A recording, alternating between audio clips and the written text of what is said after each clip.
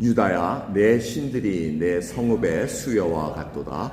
너희가 예루살렘의 거리의 수요대로 그 수치되는 물건의 단 곧 바알에게 분향하는 단을 쌓았도다. 그러므로 너는 이 백성을 위하여 기도하지 말라. 그들을 위하여 부르짖거나 구하지 말라. 그들이 그 고뇌를 인하여 내게 부르짖을 때에 내가 그들을 듣지 아니하리라. 나의 사랑하는 자가 많이 행음하였으므로 거룩한 제육이 그에게서 떠났거늘 나의 집에서 무엇을 하는고 그가 악을 행하며 기뻐하도다. 나 여호와가 그 이름을 일컬어 좋은 행실 맺는 아름다운 푸른 감람나무라 하였었으나 큰 소동 중에 그 위에 불을 붙였고 그 가지는 꺾였도다. 바알에게 분향함으로 나의 노를 격동한 이스라엘 집과 유다 집의 악을 인하여 그를 심은 만군의 여호와 내가 그에게 재앙을 선언하였느니라. 아멘. 오늘 말씀은 예레미야 선지자의 지서입니다. 이 예레미야가 남유다 왕국의 말씀을 대언했습니다. 하나님께서 주시는 말씀으로 제사장 집안이었고 그 예레미야를 통해서 태중에 네가 낳기 전에 내가 이미 택해서 지금 너를 사용하고 있다. 이제 그 말씀을 하십니다. 이 남유다 왕국의 사항은 그렇게 영적으로 올바르지가 않았습니다. 보시면은 오늘 본문 말씀에 유다야, 이 남유다 왕국을 얘기합니다. 내 신들이 내 성읍의 수요와 같도다 이렇게 얘기합니다. 네가 만들고 있는 우상들, 네가 지금 섬기고 있는 그 가나안 땅에 많은 신들이 지금 성읍의 수만큼 많다 지금 얘기하고 계십니다. 너희가 예루살렘 거리의 수요대로 그 수치되는 물건의 단, 곧 바알에게 분향하는 단을 쌓았다고 얘기합니다. 그러니 하나님께서 견딜 수가 없다는 겁니다. 하나님께서 오늘 이 바알은 남편, 주인이라는 뜻을 갖고 있습니다. 하나님, 야훼 하나님이 주인임에도 불구하고 지금 바알이라는 다른 주인에 가서 종노릇하고 있다는 겁니다. 지금 그 신분이 얼마나 처참한지 이미 호세아서를 통해서 우리는 배웠습니다. 호세아는 누굽니까? 북이스라엘, 북왕국의 말씀을 전한 선지자였습니다. 그런데 지금 현재 예레미야가 말씀을 전할 때 북이스라엘의 상황은 어떻습니까? 아세요? 어떻게 됐는지? 완전히 망했어요. 망한 지 거의 100년이 지났습니다. 그렇게 하나님께서 경고하고 경고했는데 북이스라엘 망했고 또 남유다 왕국도 지금 하나님께서 예레미야 선지자를 통해서 돌아오기를 그렇게 바라는데 지금 말씀을 듣고 있지 않았다는 겁니다. 우상 숭배했고 두 번째는 어떻습니까? 영적으로도 문제가 심각했다는 겁니다. 나의 사랑하는 자가 많이 행음하였으므로 거룩한 제육이 그에게서 떠났거늘 나의 집에서 무엇을 하는고 그 악을 행하며 기뻐하더라 얘기합니다. 여기서 얘기하는 제육이 뭡니까? 또 마음속으로 제육볶음 얘기하는 거네. 이렇게 그게 아니라는 거 아시죠? 제사 드릴 때 드리는 그 가축을 얘기합니다. 지금 그게 이미 하나님께서 안 받겠다는 얘기입니다. 그가 아무리 살찐 거 좋은 거 골라서 가져와도 지금 마음에 하나님 앞에 동의하는 마음도 없고 그냥 하나님 이거 바쳤으니 하나님 나에게 복 주소서. 그리고는 또 바알에 가서 또 섬기는 이중적이고 혼합적인 그런 삶을 살아왔다는 겁니다. 이게 하나님께서 악을 행하면서도 삶에서는 이웃들 돌아보지도 않고 악한 행동하면서도 그걸 그냥 기뻐합니다. 끼리끼리 모여서 기뻐하고 근데 우리들이 정말 하나님 앞에 어떠한 삶을 일주일 동안 살다가 그리고 하나님이 주신 그 은혜 속에 기뻐하는 건 당연하다는 겁니다. 그런데 남유다 당시의 상황은 그렇지 않았다는 것입니다. 순종하지 않고 충성되지 않으면서 재물만 붙이고 그저 예배만 드렸다, 기도했다, 성경 읽었다 이 정도로 그냥 하나님 앞에 때우고 마는 신앙이라면 아직 안 된다는 얘기입니다. 그래서 하나님께서 이 이스라엘 땅에가 어떻게 얘기합니까? 16절 17절 오늘 보면 읽었습니다. 내가 나무를 심었는데 나무가 푸른 감람나무였다. 여기서 감람나무는 올리브 나무인데 올리브 나무가 우리가 아는 올리브 나무하고는 좀 차원이 틀립니다. 이스라엘 땅에 나는 감람나무는 굉장히 키가 큽니다. 키가 거의 30m까지 자란다고 합니다. 그런 큰 나무를 심어서 아주 잘 되게 했는데 종교적으로 영적으로 또 사회적으로 백성들이 우상을 섬기면서 막 떠나갈 때 하나님께서 뭐라 그러십니까? 그 위에 나무 위에 불을 피웠고 이제는 다 심판하겠다는 얘기입니다. 가지는 꺾였도다. 가지가 꺾이면 열매 맺을 수 없는 상황이 됐다는 것입니다. 그래서 하나님께서는 재앙을 선포한다 하고 여기서 얘기할 때 유다 집의 악을 인하여 그에게 재앙을 선언하노라 이렇게 얘기합니다. 악과 재앙은 히브리어 단어로 하면 원 루트가 뿌리가 같은 단어입니다. 그러니까 악을 행하면 재앙이 올 수밖에 없다는 것을 지금 분명히 하나님께서 예레미야 선지자에서 말씀을 하고 계십니다. 여기까지 지금 백그라운드입니다. 그런데 하나님께서 예레미야 선지자에게 이 말씀을 하십니다. 오늘 본문 14절을 보시면 그러므로 너는 이 백성을 위하여 기도하지 말라. 그들을 위하여 부르짖거나 구하지 말라. 그들이 그 고난을 위하여 힘든 일을 인하여 내가 부르짖을 때 내가 그들을 듣지 않느냐 하는 말씀하십니다. 근데 이거는 한 번 얘기하신 게 아닙니다. 7장에서도 보면은 그런즉 너는 이 백성을 위하여 기도하지 말라. 그들을 위하여 부르짖어 구하지 말라. 내게 간구하지 말라. 내가 너를 듣지 아니하리라고 말씀하십니다. 여기뿐만 아니고 다른 한 곳에 14장 11절에도 말씀하십니다. 여러분, 예레미야 선지자는 성공한 선지자입니까? 실패한 선지자입니까? 실패한 선지자입니다. 하나님의 말씀을 전했는데 백성들이 듣지를 않습니다. 전혀 바벨론 너희들이 와서 지금 망하게 하는데 하나님께 돌아오라. 아니면 하나님 포로 잡혀 가야 된다. 포로 잡혀 간다 하고 이렇게 얘기할 때 이 백성들은 끝까지 듣지 않습니다. 야, 성전이 여기 있고 언약궤가 여기 있는데 무슨 소리 하는 거야 하고 이렇게 얘기를 합니다. 그러니까 배신자로 찍힙니다. 나중에 예레미야는 어떻게 됩니까?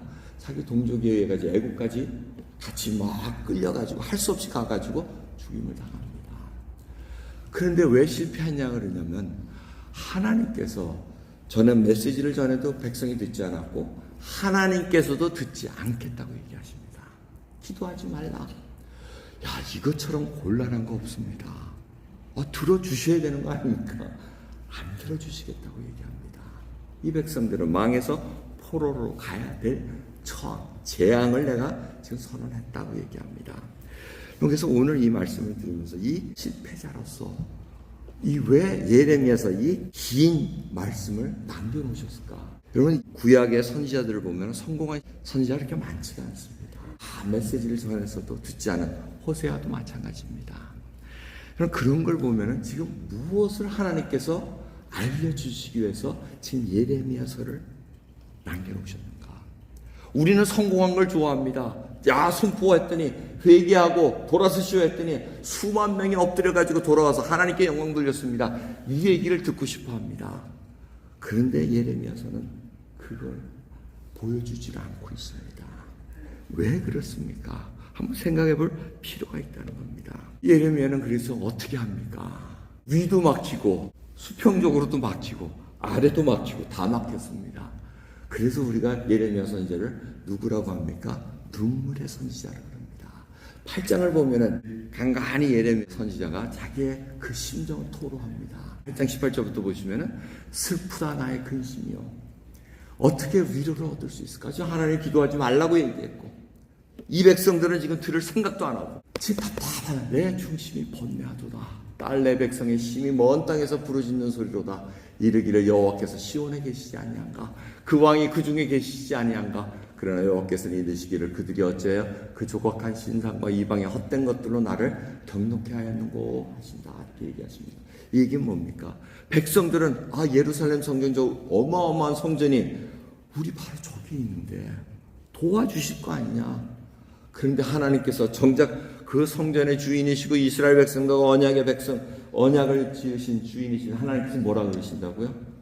니들은 딴 데 가서 지금 사랑을 고하고 있다. 나에게 사랑을 고백하지 않는 그 백성을 내가 어떻게 볼 수 있겠느냐? 이 얘기할 때 선지자는 양쪽을 다 합니다. 답답한 심정으로 눈물밖에는 흘릴 수 있는 길이 없었다는 것입니다. 여러분, 이 선지자가 뭐라 그럽니까? 9장 1절을 보면 어찌하면 내 머리는 물이 되고 내 눈은 눈물 근원이 됐고 그렇게 되면 살육당한 딸 내 백성을 위하여 주야로 고급하리로다 얘기합니다. 내가 지금 눈물을 흘리고 머리에서는 식은 땀이 줄줄 난다는 겁니다. 이 백성들이 살육을 당할 것이고 내 백성들이 다 죽을 것인데 지금 이 상황을 내가 변화시킬 수도 없고 이것을 그냥 보고는 걸어가야 되는데 그 걷는 발걸음이 눈물밖에 안 나온다는 겁니다. 언제 눈물이 나옵니까? 언제 눈물을 흘리셨습니까? 눈물을 흘리지 않는 것은 아직도 자기가 뭘 할 수 있을 때 눈물 안 흘립니다. 그런데 이 예레미야는 위아래가 다 막혔을 때 자기 힘으로는 어떻게 할 수 없고 이 처지는 딱하고 이 갑갑한 심령을 하나님 앞에 눈물로 호소하고 백성들에게 눈물로 보입니다. 여러분, 그러한 때가 언제였습니까? 여러분들 아무것도 할 수 없고 어떠한 도움도 올 수 없는 그 상황 속에서 나는 눈물로 쏟밖에는 신앙은 있고 구원은 받았다고 하는데 어떻게 할 수가 없는 이 상황을 눈물로 지새워야 되는 그것이 이 예레미야서를 통해서 지금 보여주고 있는 말씀입니다. 여러분, 하나님께서는 우리들로 하여금 예레미야와 같은 그 길을 걸어가면서 지금 종말까지 우리로 하여금 끌고 가신다는 것을 여러분 알고 계십니까? 우리에게 지금 이 말씀 속에서 예레미야에게 동역자가 있었습니다. 친구면서 동역자가 있었는데 바로 바룩이라는 사람입니다. 직업은 서기관입니다. 서기관이니까 율법을 잘 이렇게 적고 예레미야가 한 얘기를 쫙 적는 자였습니다. 근데 이 바룩이 예레미야 선지자가 말씀을 대언해주면 대필해가지고 써가지고 왕에게 가가지고 보여주고 낭독까지 했습니다. 근데 왕이 어떻게 했을까요? 회개하지 않고 불에 태워버립니다. 그렇게 불에 태워버리니까 또 예레미야 선지자 하나님께 물어보니까 하나님 다시 써라 그러니까 또 다시 씁니다. 바룩은 예레미야가 하나님의 말씀을 전하는 자로 믿고 다른 사람들은 다 배신자라고 막 얘기하는데 이 바룩은 동역자로서 친구로서 제자로서 이 예레미야 선지자를 보호해 줍니다. 그러면서 바룩에게 하나님께서 주시는 말씀이 있습니다. 45장 2절에서 5절까지의 말씀입니다. 그렇게 동고동락하며 예레미야를 쫓아갔는데 지금 하나님께서 주시는 말씀이 뭐냐면 바룩아, 이스라엘의 하나님 여호와께서 내게 이같이 말씀하시되 내가 일찍 말하기를 슬프다. 여호와께서 나의 고통에 슬픔을 더하셨으니 나는 나의 탄식으로 피곤하여 평하지 못하다 하도다 하셨고 내가 너를 위하여 대사를 경영하느냐? 그것을 경영하지 말라. 보라, 내가 모든 육체에게 재앙을 내리리라. 그러나 너의 가는 모든 곳에서는 내가 너로 생명 얻기를 노량물을 얻는 것 같게 하리라. 여호와의 말입니다. 바룩이 마음속에 어떻게 이렇게 하나님의 말씀을 듣지 않고 지금 이렇게 선지자를 힘들게 하고 나를 정말 경멸하는고 하지만 심중에 큰 대사, 큰 것을 하려고 했다는 겁니다. 레피테이션을 위해서 내가 서기관으로서 내가 할 수 있는 모든 파워와 권력을 가지고 지금 이들을 변화시켜야 되겠다는 그 큰 꿈을 갖고 있었다는 겁니다. 근데 하나님께서 뭐라 그러십니까? 하지 마라. 아무 소용없는 것이다. 네 야망 접어놓으라. 네가 할 수 있는 것은 아무것도 없다는 걸 깨달아라. 하지만 내가 너에게 너를 끝까지 붙들고 하나님의 말씀을 전할 수 있는 생명 얻는 그 길을 허락한다 얘기합니다. 근데 마지막 끝에는 어떻게 됩니까? 바룩도 예레미야와 같이 묶여가지고 애굽으로 자기 동족들과 피난 갈 때 끌려갑니다. 볼모로 잡혔다가 어떻게 생명이 끝난지 모르지만 애굽에서 순교하지 않았나? 지금 그 얘기를 합니다. 애굽에서 야훼 하나님을 증거하고 살아지 않았나? 이렇게 추측을 해볼 뿐입니다.